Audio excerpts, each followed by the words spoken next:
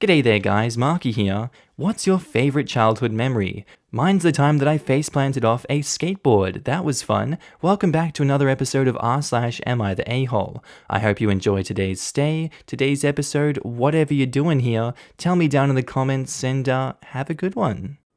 Posted by user MindlessWW Surfing. Titled, Am I the a-hole for laughing at a customer? This happened to me yesterday at work, and it's something that I will never forget. I work at an animal shelter, and I had a customer come in who I remembered from a few weeks ago. A man who had adopted this cat named Nelson. I remember this because Nelson was one of the few cats that we listed as sensitive, so we know to keep them in a private room where they won't be bothered by crazy younger cats, because he came from a home where there was trauma. Due to this, he's extremely skittish and can misbehave on occasion. The man came in with Nelson in the carrier and came to the front desk asking to talk to our manager, and that he had a complaint. I asked him what the complaint was, but he insisted he wanted to talk to the manager, Alan, who helped him pick Nelson out. It takes me a few minutes to find Alan, because we're generally all over the place here, and when we come back, Alan asks the guy what the issue is. Is the cat sick, or did it hurt you, etc.? You know, general things we ask when people roll up, trying to return a pet. In most cases, we can work it out and make sure the animal doesn't have to be returned. I stuck around because I wanted to hear why this guy was trying to return the cat, because I'm nosy. He said, he refuses to listen to any order I give him. Alan and I were a little puzzled and asked what he meant. Alan said, well, we don't have his full training history, but most cats know the general word no because of the tone behind it. Have you tried? The guy cut him off and said, he's choosing not to listen to me. I told him the rules when we got home, and he has ignored every single one. The guy went on a rant saying how the cat was told to use a litter box, but he pissed on the floor multiple times. How he told the cat not to go into the spare room, but he still does, and so on. Right then it clicked to me. This guy thinks the cat understands what he's saying. I asked him, wait, do you think the cat can understand you? Like, he understands the words you say to him? The man tilted his head at me and looked at me like I was an idiot, and then said, he's choosing not to. That's the fudging issue. I couldn't help it. I busted out laughing so hard I almost teared up. That's just never anything I've ever heard of. Someone genuinely thinking animals can understand what a human was saying like they were also human. Long story short, I was told to leave the room by Alan, who figured out the issue, and I did kind of feel like a dick after, because I guess the guy had never had a pet before and hadn't really been around animals other than a few well-trained dogs, and he legitimately thought animals could understand you. My boss wasn't mad at me at all, but told me I acted very unprofessional, which I do agree to some extent. I don't think I was an ass, but I know I should maybe have not laughed so hard. I was on kennel duty for the next 2 days. I shouldn't have laughed in front of him, but damn I couldn't help it. Edit, the cat was returned, but in this case, it seems to be the best outcome. Also, shelters aren't always the worst situation for an animal. We love our babies at our shelter. And edit 2, I will update when he finds his forever home. I would take him myself, but I have a 13-year-old cat and a 2-year-old lab, so it's not the ideal house for the little guy. And the question is, am I the a-hole for laughing at a customer?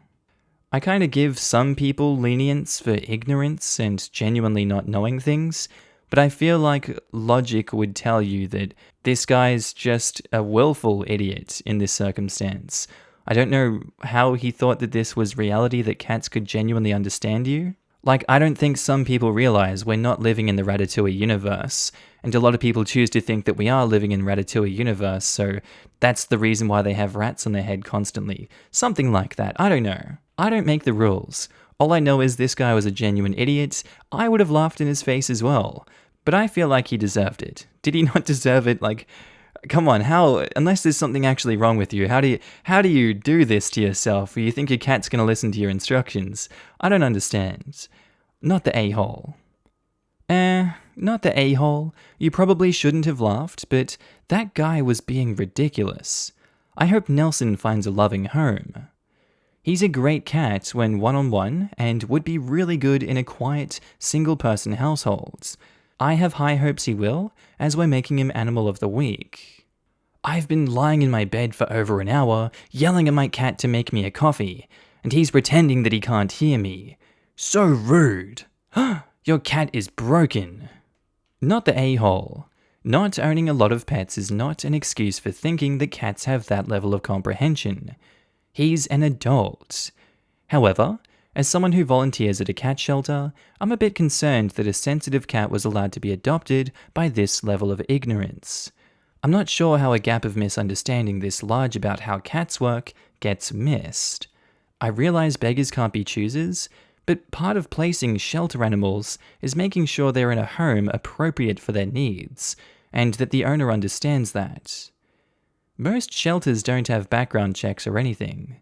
That's a rescue center. We're also very small, with 10 to 13 dogs at a time, typically, and 3 rooms for cats. If someone wants the animal, they can usually get it that day, unless the animal is on medicine, or just had surgery, or hasn't been added to the system yet.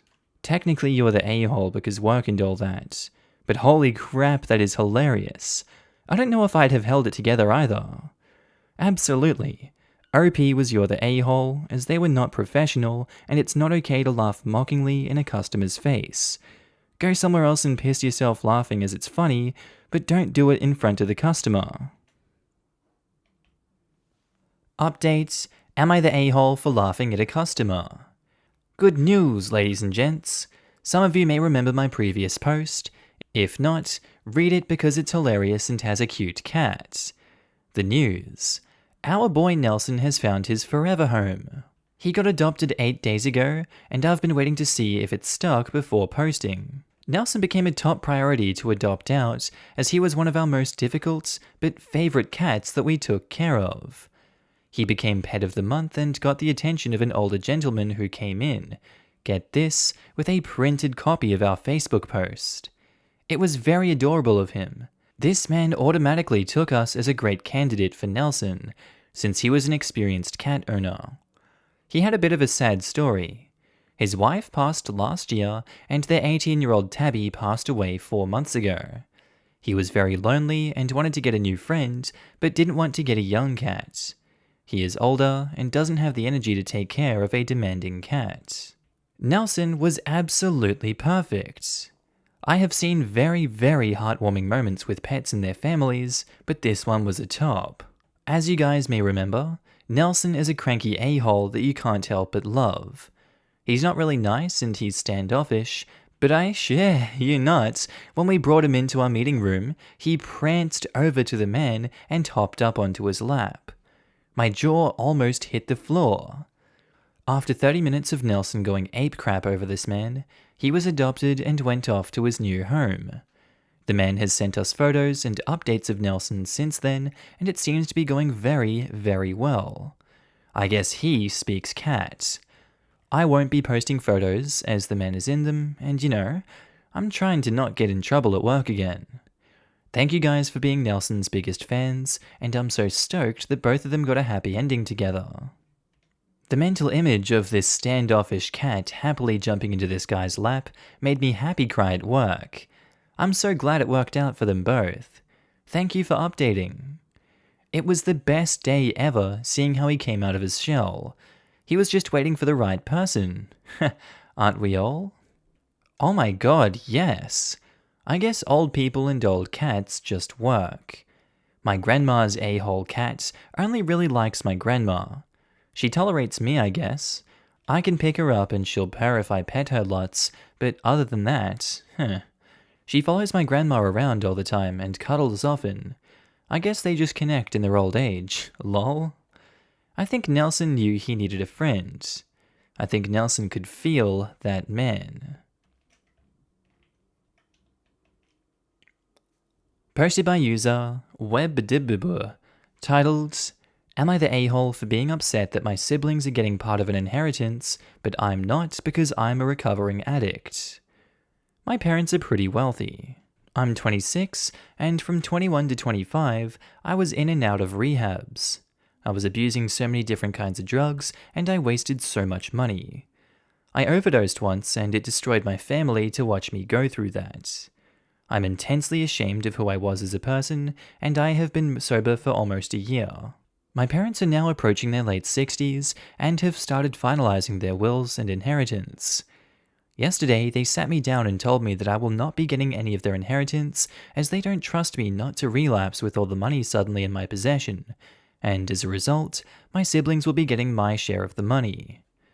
I was pretty upset about this, and I said that they were going to make my siblings rich while I would get nothing from it, and that wasn't fair. I was almost yelling at this point. They told me to calm down, but I was too upset to listen, and I left and called my brother and sister after I left and told them what my parents had said, and they said that it was their choice and there wasn't anything they could do. I accused them of just wanting all the money for themselves and not caring about what happened to me.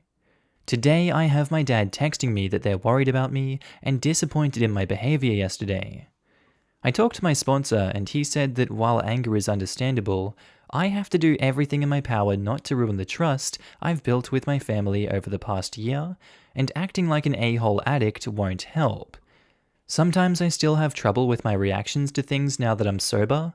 However, I don't feel as though I'm entirely unjustified here. Am I the a-hole for getting upset?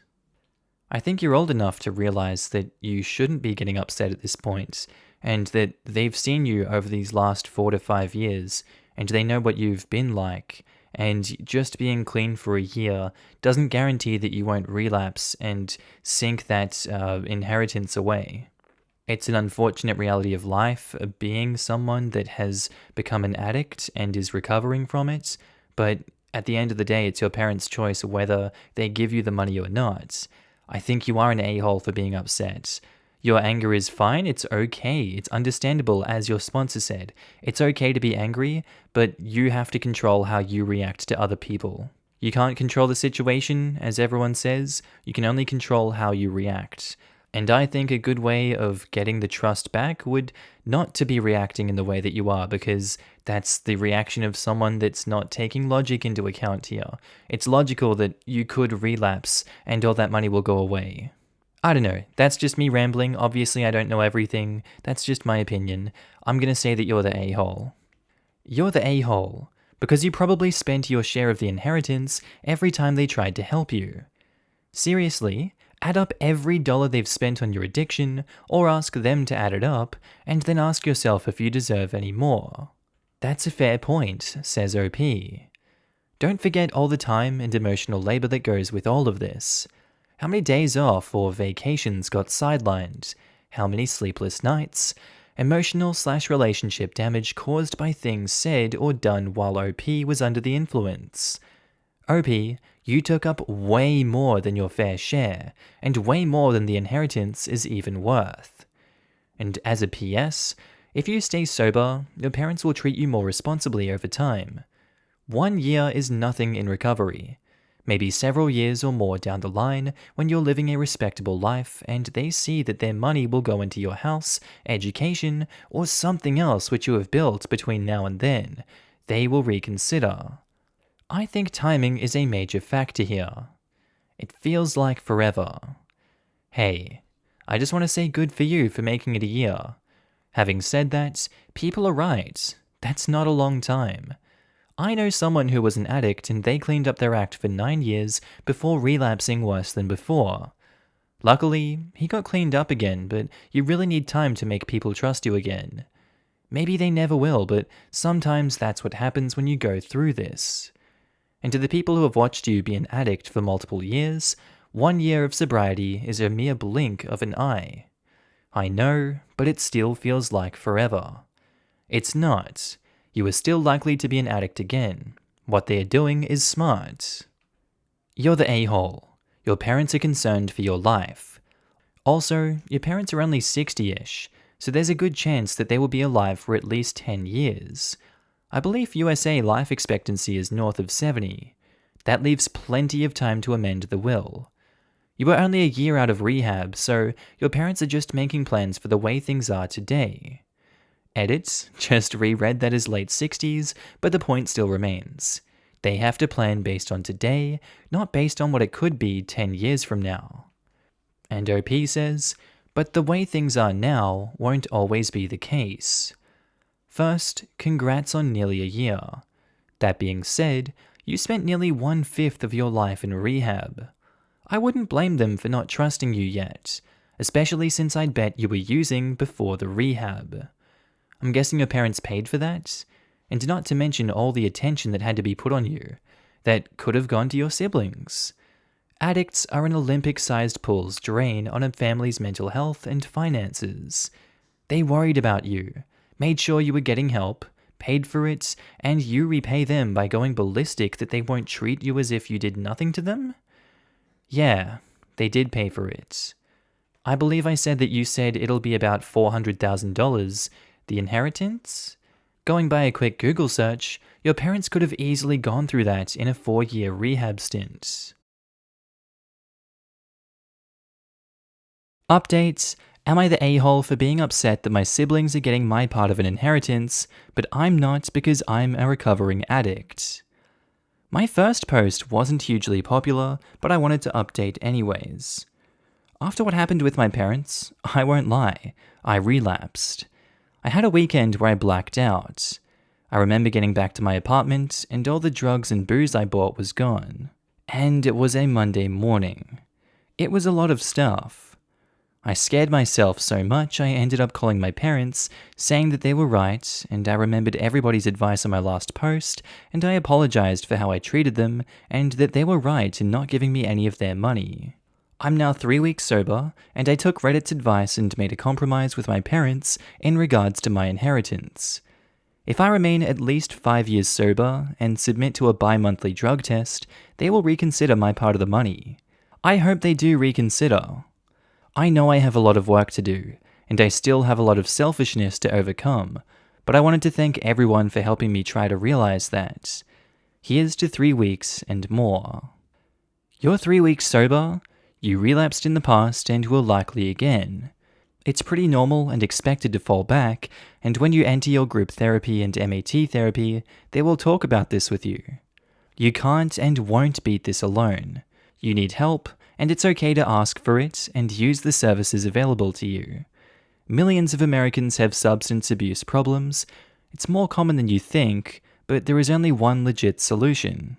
You can't expect your family to trust you after 3 weeks. You can't expect them to trust you ever again. It's fully up to them when they will bring that trust back, and you can't do anything about that. Get help. Join the addiction thread. Talk to an addiction doctor and get the ball rolling. They will help you with the withdrawal, family issues, and mental issues caused by the abuse, but most importantly, they will help you get to the core of your addiction so it can be properly addressed. OP had been sober a year and had been in treatment at that point. I don't know if you just didn't read the OP or are ignoring all of that. A professional telling them that relapse is a normal part of recovery and a relapse doesn't mean all hope is lost is important. A parent saying, "We don't trust you won't relapse again," while a person is actively working on their recovery is harmful. It's not their fault OP relapsed, but when the people you want to help you in your recovery are saying you won't recover, it does have an impact. It's pretty damn hard to ask for help when the people who are supposed to care about you don't think you can recover. I don't blame them for not trusting OP with their money, but it would have been more productive for them to set these stipulations the first time, or just simply say they've already spent so much money, plus the cost of time and emotions, on OP's addiction, that they decided they cannot put them in the will. My dad has been in recovery for like 20 plus years, and I don't really think he's at any risk for relapse at this point. But if he misses our weekly call for some reason, I still get scared that he relapsed. Look, I don't tell him this because it's not helpful and it's about my emotions and not his behaviors. And I have to be the one in control of my own emotions. Before this relapse, OP was demonstrating recovery. I don't blame the parents for not trusting OP, but that was about their emotions and not OP's progress. Are you saying that OP's parents should trust him not to relapse? Given the years of OP's addiction, on what basis should that trust be built? No, he's saying actively doubting OP's recovery hindered it. Everyone doubts your recovery. If you cannot handle people doubting your recovery, then you will never recover. You have to be able to stay sober through everything life throws at you. Death, heartbreaks, losing a job, getting a job, inheriting a large amount of money. OP's parents were rightfully concerned about leaving a large amount of money to a drug addict. He or she relapsed off of an argument with their parents. Unfortunately, they are not done yet, and from my experience, it was easy to see that. Go back to the last thread. He or she kept making comments about how a year feels like forever. They were itching to get back into it. From my experience, relapse happens long before the person puts a drug or drink back into their body. They're just looking for an excuse. Source: recovering alcoholic with two brothers who actively use. Best friend is a recovering heroin addict and have met countless others in rehabs and programs. Seen it 1,000 times. And another response to OP's post: your parents owe you nothing. It seems like they already saved your life once and spent a lot of money doing it. Make your own money. Not everyone has rich parents. You should just appreciate their unconditional love. They worked hard their whole lives for their money. You are not entitled to it even if you are sober. Also, be sober for you, not for money.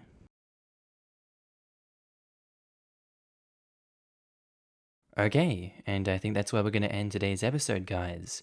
As always, I do hope you enjoyed it, and maybe even learned something from these stories. Just want to say a quick shout out to my Patreon subscribers and my channel members. You guys should be on the screen right now. If you do see yourself, I want you to give yourself a little pat on the back for being amazing and supporting me on this channel, this little journey we're going on the YouTubes.